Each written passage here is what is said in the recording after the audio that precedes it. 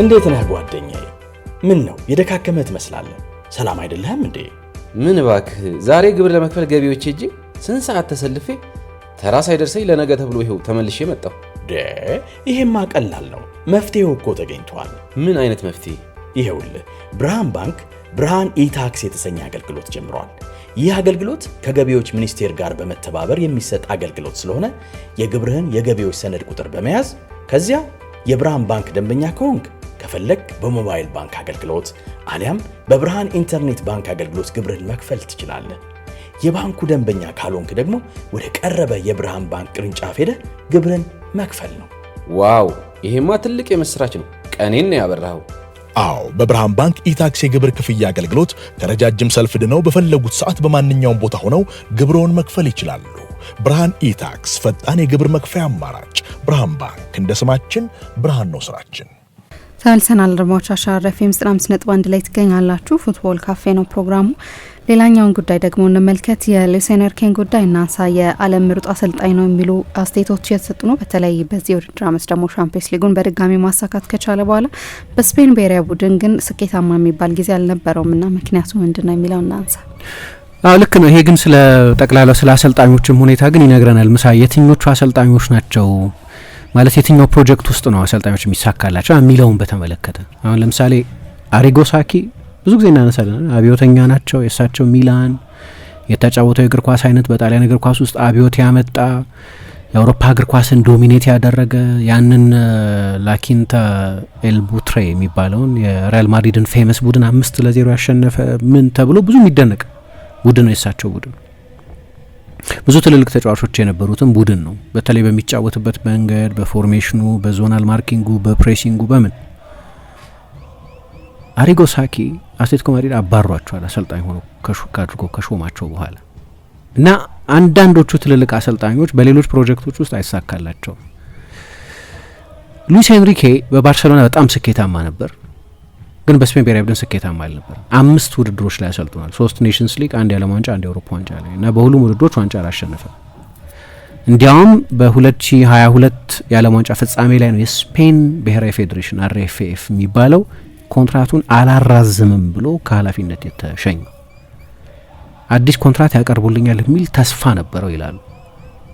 ከዛ በኋላ ሉዊስ ሩቢያሌስ ነበሩ የስፔን እግር ኳስ ፌዴሬሽን ፕሬዚደንት የሆኑት። አሁን ያሉትን ሉዊስ ደላ ፉዌንቴን በሱ ፈንታ ተኩ እንጂ ከካታሩ የዓለም ዋንጫ በሞሮኮ ተሸንፈው ከውድድር ውጭ ከሆኑ በኋላ አዲስ ኮንትራት አንሰጥም ለሉዊስ ኤንሪኬ ብለው ነበር የወሰኑት። ይገርማል። አሁን ላይ ሆነን ስናየው አሁን በፔዤ ያለውን ስኬት ብዙ ጊዜ እንዲያውም አሁን ያለውን ቻምፒየንስ ሊግ ዶሚኔት ያደረገ ቡድን በሚል ብቻ ሳይሆን በተጫወተው የእግር ኳስ ቴክኒካዊ ጥራት በማጥቃት አጫዋቱ ምክንያት በረጅም ዓመታት ውስጥ ከታዩ ምርጥ ቡድኖች መካከል በሚል በታሪክ ስላለው ስፍራ ነው የሚወራው።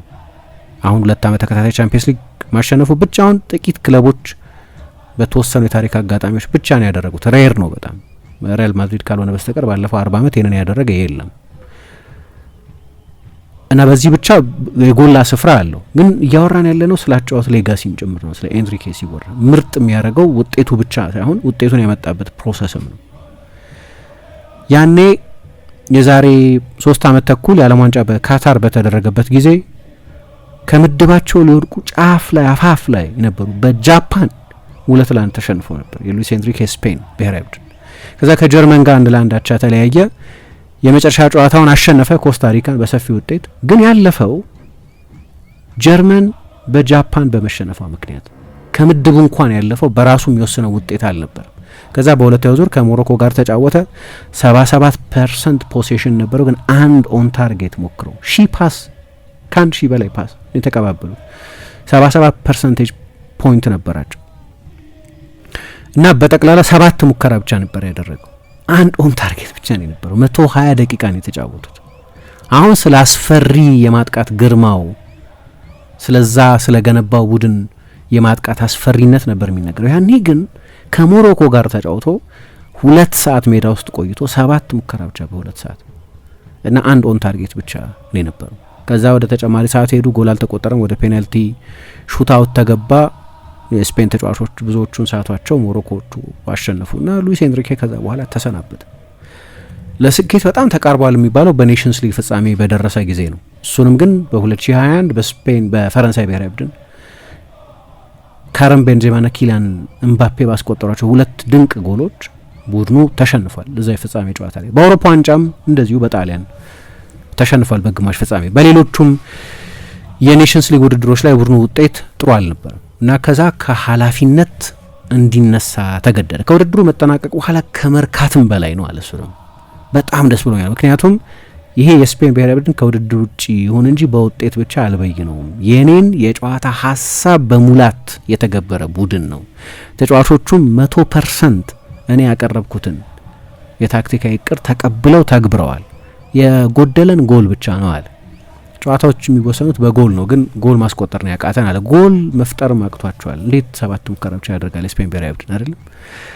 ከዛ ከጥቂት ሳምንታት በኋላ ደግሞ አሁን ግማሽ ፍጻሜ እኮ የደረሱትን ቡድኖች አየኋቸው አለ። 2022 ዓለም ዋንጫ ላይ ግማሽ ፍጻሜ የደረሱትን ፈረንሳይን፣ አርጀንቲናን፣ ሆላንድ አይ ቲንክ ግማሽ ፍጻሜ ደርሷል ካልተሳሳትኩ። እነዚህን ቡድኖች ጠቀሰን። አንዱም ከኛ ይሻላል ሳይ አንዱም ከኛ የተሻለ ቡድን አይደለም። በቃ እኛ ጎል ማስቆጠር ነው ከሁሉም እንሻላለን የሚል አስተያየት ሰጠ። የሚጸጽተኝ 2 ነገር ነው። የፍጹም ቅጣት ምቱን የመቱትን ተጫዋቾች ተዋረድ ስመርጥ የተጫዋቾቹን ፍላጎት ከግምት አላስገባሁም። የትኛውን ነው መምታት የምትፈልገው አላልኳቸውም። ሁለተኛ ለሳራቢያ እድል አልሰጠሁትም። ለፓብሎ ሳራቢያ ለሱ ጨክኜበታለሁ። 2 ደቂቃ ሲቀረው ብቻ ስለነበር እዛ ጨዋታ ላይ የገቡ 2 ብቻ ነው የሚቆጨኝ። ከዛ ውጪ ግን ምንም የሚጸጽተኝ ነገር ምክንያቱም ሳራቢያ 2 ደቂቃ ተጫወተ፣ 2 የጎል እድል ፈጠረ። የመፍጠር ችግር ስለነበረብን እሱ መጣና በአንድ ጊዜ ያንን አሻሻለው። ዘለግ ላለ ጊዜ ማጫወት ነበረብኝ የሚል አስተያየት ሰጠ። ግን መጨረሻው ያማረ አልነበረም እና አሁን ያለ ምርጡ አሰልጣኝ የምንለው ሰው እንዴት በብሔራዊ ቡድን ሳይሳካለት ቀረ የሚለውን በተመለከተ ግን ተጨማሪ ደግሞ እናነሳለን። የሉዊስ ኤንሪኬን ጉዳይ ያነሳን ነው። በክለቦች የተሳካለት አሰልጣኙ በብሔራዊ ቡድን ግን ሳይሳካለት ቀርቷል። ለምን የሚለውን ጉዳይ እየተመለከተ ነው። አዎ ለምን የሚለውን ጉዳይ ተመለከትን ነው። ምሳ የስፔን ብሔራዊ ቡድን ስኬቱ አሁን ከፔዤ ጋር ሲነጻጸር በጣም ትልቅ ልዩነት ያለው ስለሆነ በእርግጥ የብሔራዊ ቡድን ኃላፊነትን ከክለብ ኃላፊነት ጋር ማነጻጸር ትክክል አይደለም። በተለይ ደግሞ እንደ ሉዊስ ኤንሪኬ አይነት በጣም በዝርዝር ጉዳዮች ላይ ለሚያተኩር አሰልጣኝ የብሔራዊ ቡድን የስራ ኃላፊነት ለዝርዝር ዝግጅት የሚሆን ጊዜ አያስተርፍም። ለምሳሌ ዲዲዬ ዴሾን በአሰልጣኝነት በሞናኮ ማሰልጣኝነት በማርሴይ ባሰለጠነበት ጊዜ አሁን የፈረንሳይ ብሔራዊ ቡድን ማሰልጣኝ ሆኖ ሲሰራ አንድ ግራንድ ፊሎሶፊ የለውም አይደል? በቃ አዳፕተብል አሰልጣኝ ነው፣ እንደየሁኔታው ፕራግማቲክ አሰልጣኝ ነው። ስለዚህ ለብሔራዊ ቡድን ኃላፊነት ይሆናል የሆነን ጉዳይ አድምቶ የሆነ አይነት አጫወት ለመተግበር የሚተጋ አይነት አሰልጣኝ ሳይሆን ሌላ አይነት የማሰልጠን ስልት ያለው አሰልጣኝ ነው። ስለዚህ በተለይ ለእንደ ኤንሪኬ አይነት አሰልጣኞች ደግሞ ያ የብሔራዊ ቡድን ኃላፊነትን በጣም አስቸጋሪ ያደርገዋል። ግን በስፔን ብሔራዊ ቡድን ያልተሳካበት ዋናው ምክንያት የስታይል ጉዳይ ነው። የስታይሉ ሁኔታ አሁን የፔዤ ተጫዋቾች አይነት ስለሌሉት አሁን ያ የስፔን ብሔራዊ ቡድን ከፊት የመጨረሻውን ጨዋታ ሲያደርግ የነበሩት ተጫዋቾች በሙሉ የአማካይነት ዝንባሌ የነበራቸው እንጂ እንደዚህ አይነት ቨርቲካል ኢንሰርሽን እንዲኖረው የሚያደርግ አይነት ቡድን አልነበረም። ምክንያቱም የብሔራዊ ቡድን እግር ኳስ ለምን ደስ ይለኛል መሰለሽ? በውድድሩ ጥራት ምናምን አይደለም፣ በጨዋታዎቹ ጥራት አይደለም። ለምሳሌ አሁን ግራ ክንፍ ላይ ችግር አለብኝ ብላ እንግሊዝ ክቫራትስኬሊያን ማስፈረም አትችልም። የብሔራዊ ቡድን እግር ኳስ ያለሽን ብቻ እንድትጠቀሚ ነው የሚፈቅድልሽ።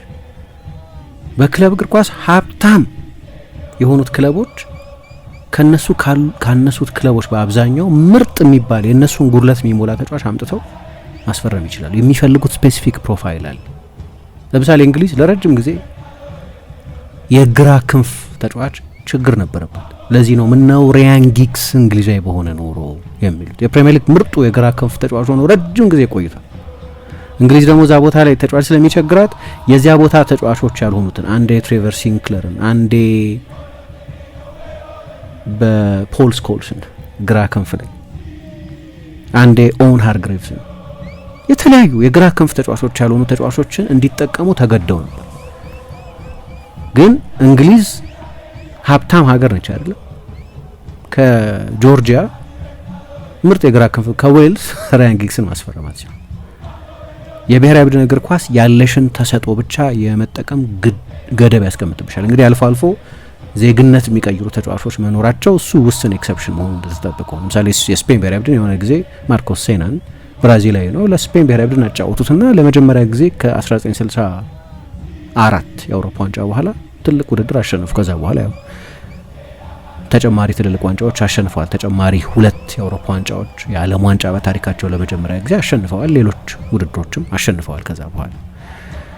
ይሄ በጣም ውስን ኤክሰፕሽን ነው ግን ዜግነት አስቀይሮ የመጠቀም ጉዳይ። ስለዚህ ያ የስፔን ብሔራዊ ቡድን አሁን በፔዤ ወይም ከዛ በፊት በባርሰሎና የነበሩት አይነት ለቨርቲካል አጫወት የሚሆኑ ተጫዋቾች አልነበሩት። ከፊት የበለጠ የአማካይነት ዝንባሌ ያላቸውን ተጫዋቾች ነበር የተጠቀሙ። ስለዚህ ከሞሮኮ ጋር ከ1000 በላይ ፓስ ተቀባብሎ 77% የኳስ ቁጥጥር ድርሻ ኖሮት ወይ ደግሞ ከሱ መልቀቅ በኋላ የመጡትን የክንፍ ተጫዋቾች ያቸው የስፔን ብሔራዊ ቡድን ያገኛቸው እንደ ላሚን ያማል እና ኒኮ ዊሊያምስ አይነት ተጫዋቾች። አሁን እነዚህ ተጫዋቾች ከፔዦቹ የክንፍ ተጫዋቾች ጋር የሚቀራረብ የአንድ ለአንድ የቀጥተኛ አጫወት የድሪብሊንግ በተለይ ጥቅጥቅ ብሎ የሚከላከልን ቡድን ሰብሮ የመግባት ቴክኒካዊ ችሎታ አላቸው። እዛ የሞሮኮ ጨዋታ ላይ ዳኒ ኦልሞን፣ ማርኮ አሴንሲዮን እና ፌራን ቶሬስን የተጠቀሙ የዓለም ዋንጫ ህልውናቸውን ይወስን የነበረ ጨዋታ ነው እና በቀጥታ ከተጫዋቾቹ ፕሮፋይል ጋር የሚወሰነው። ለዚህ ነው ትላንትናም አሰልጣኞች በተጫዋቾች ላይ ጥገኞች ናቸው። ልክ ነው። ተጫዋቾቹን በሀሳቦች ያስታጥቃሉ፣ በማሰልጠን ችሎታ ያስታጥቃሉ፣ ያሻሽሏቸዋል። ለተጫዋቾቹ የሚሆን የጌም ሞዴል ያዘጋጃሉ፣ ታክቲካል ፕላን ያዘጋጃሉ።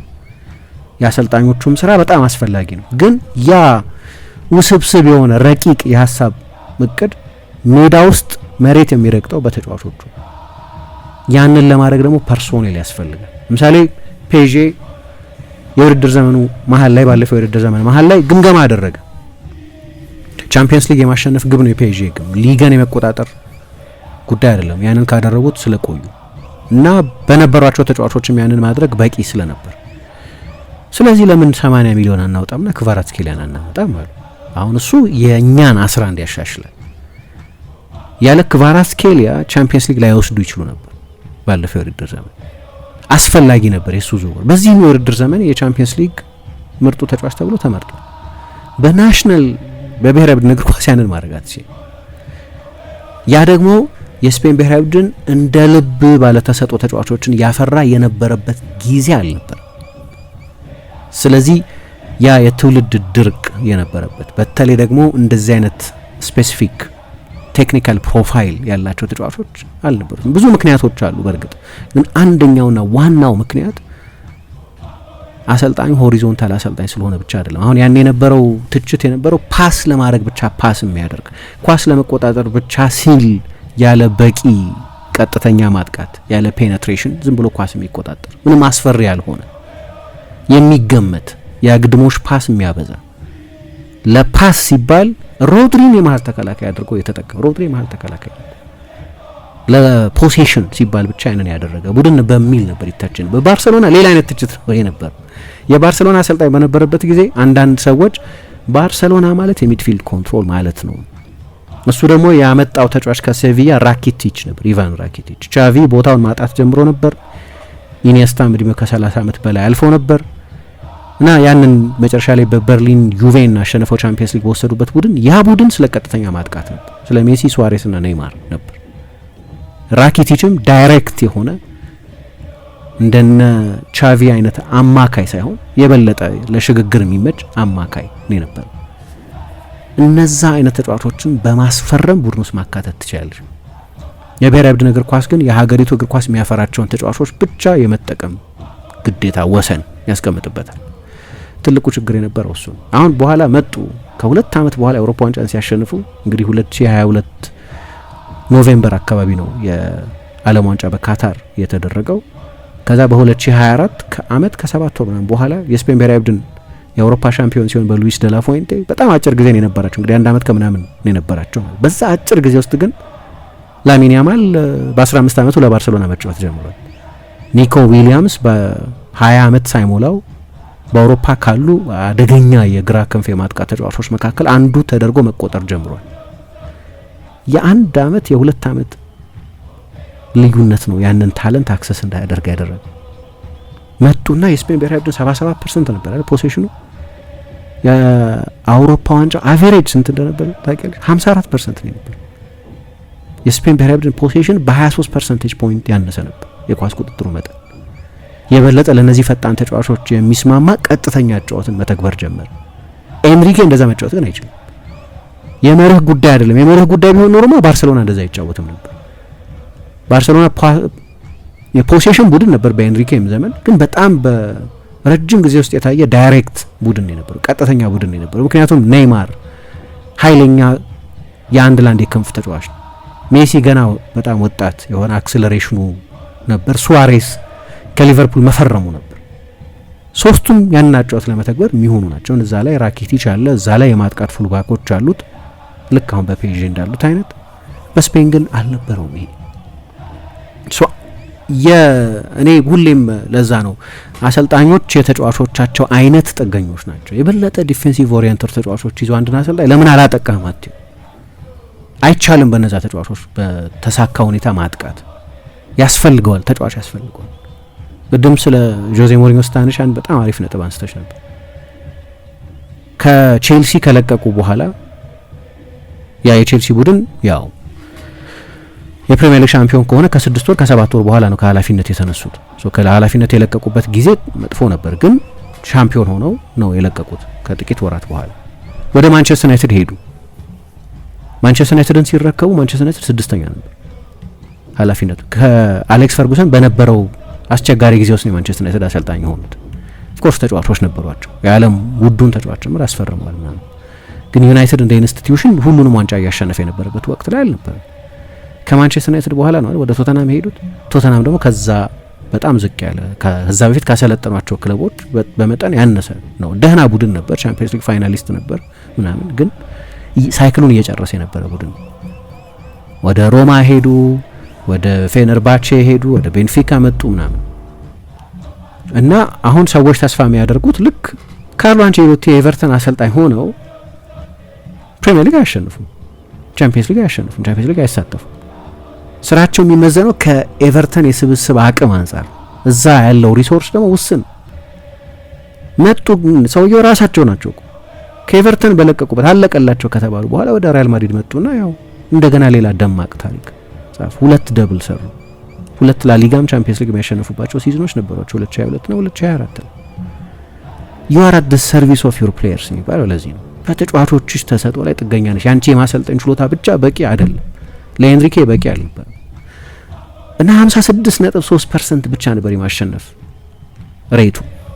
ከሊዩሌስ ሎፔቴጊ ያንሳል 70% ስለነበር፣ ከሉዊስ አራጎኔስ ያንሳል 70.4% ስለነበር፣ ከቪሴንቴ ዴል ቦስኬ በ20% ያንሳል 76.3%። ግን ሉዊስ አራጎኔስ እና ቪሴንቴ ዴል ቦስኬ ለምሳሌ የስፔን ብሔራዊ ቡድን አሰልጣኝ የነበሩት ያ ፌመስ የባርሴሎና ስብስብ አባላት የነበሩበት ሲደመር ራሞስ፣ ሲደመር ካሲያስ፣ ሲደመር ፌርናንዶ ቶሬስ፣ ሲደመር ሴስክ ፋብሪጋስ፣ ሲደመር ዳቪድ ሲልቫ አይነት ተጫዋቾች የነበሩበትን ትውልድ ነው ያሰለጠኑ። ምንም ድርሻ የላቸው ማለት ነው፣ ግን ያንን ጄኔሬሽናል የሆነ ታለንት የማሰልጠን እድል ግን ነበራቸው። ኤንሪኬ ይሄ እድል አልነበረው። ከተሰጥኦ ከነበረው ከዛ ዘመን ትውልድ ጋር በቀጥታ የሚገናኙ። ግን ኤንሪኬ ደግሞ ኢንትረስቲንግ ሰው ነው። የብሔራዊ ቡድን አሰልጣኝ እኔ ምን ይመስለኛል መሰለኝ የአውሮፓ ዋንጫውም ላይ ለነገሩ ተቸግሮ ነው። ሴሚ ፋይናል ደርሷል የ2021 የአውሮፓ ዋንጫ። እዚህ መጥፎ አልነበረም፣ ግን ከምድቡ ሊወርቅ እዛም ላይ አፋፍ ላይ ደርሶ ነበር። ግማሽ ፍጻሜ ቢደርስም የመጀመሪያዎቹን 2 ጨዋታዎች ማሸነፍ አቅቶት ነበር የጀመረው። ፖላንድና ስሎቫኪያን ነው ማሸነፍ አቅቶት ነበር። 3ኛው ጨዋታ አሸነፈ። ያኔ ደግሞ ጥሩ 3ኛው ነው ያልፋል። ማን ከስዊድንና ከፖላንድ ጋር አቻ ነበር የተለያየው። በውድድሩ ላይ በሙሉ በኖርማል ታይም 1 ጨዋታ ነው ያሸነፈው። 3ኛውን የምድብ ጨዋታ ብቻ ስሎቫኪያን ባሸነፈበት ጊዜ ከክሮኤሽያ ጋር በተጨማሪ ሰዓት ነው ያሸነፈው። ከስዊዘርላንድ ጋር በመለያ ምቶች ነው ያሸነፈው። ከዛ በጣሊያን ተሸነፈ እና ግማሽ ፍጻሜ ጥሩ ርቀት የመጡበት ቢሆንም ግን አሳማኝ ቡድን ግን አልነበረም ያን ቡድን ቢሆን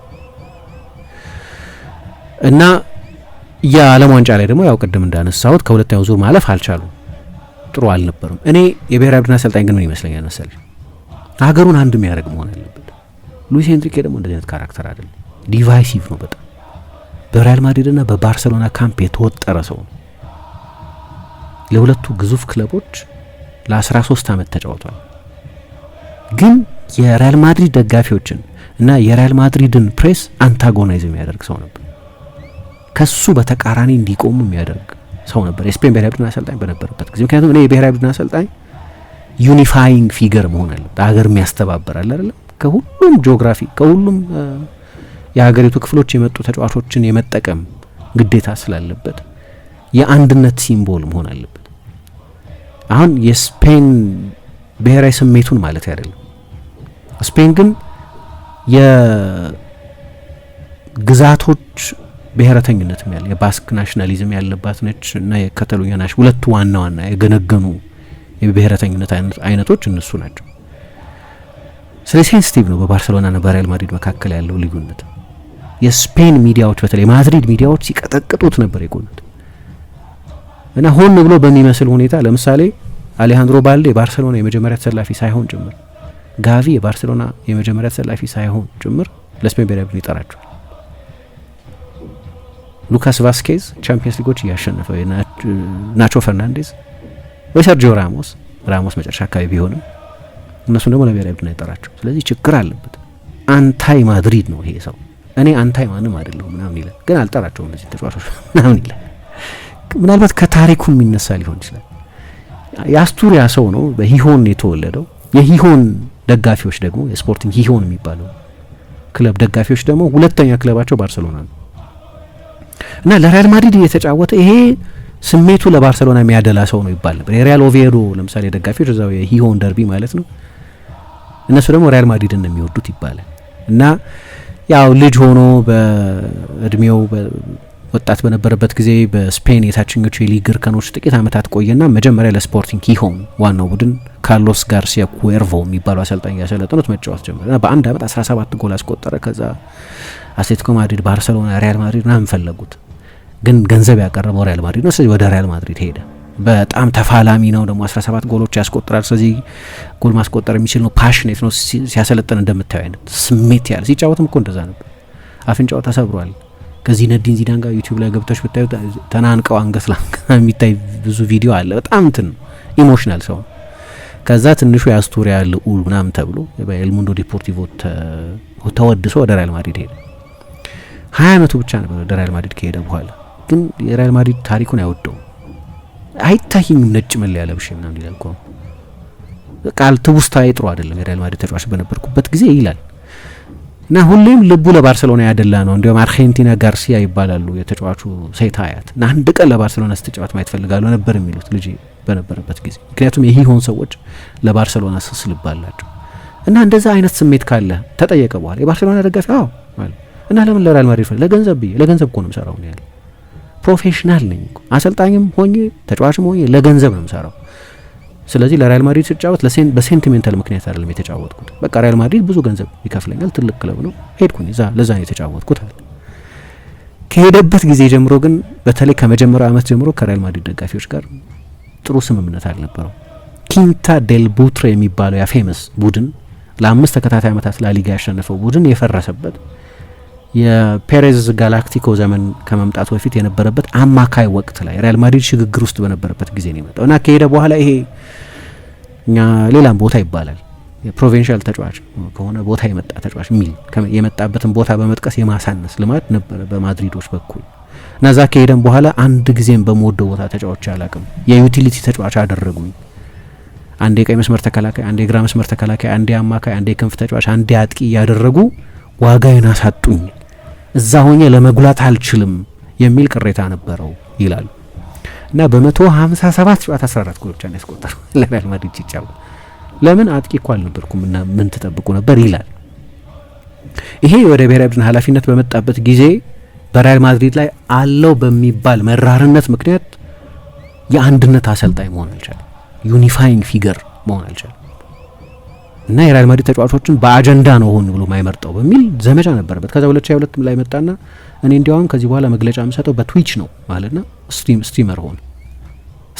ላይቭ ስትሪም ያደርግ ነበር እንደምታስታውሱ። ጋዜጠኞች አይወድም።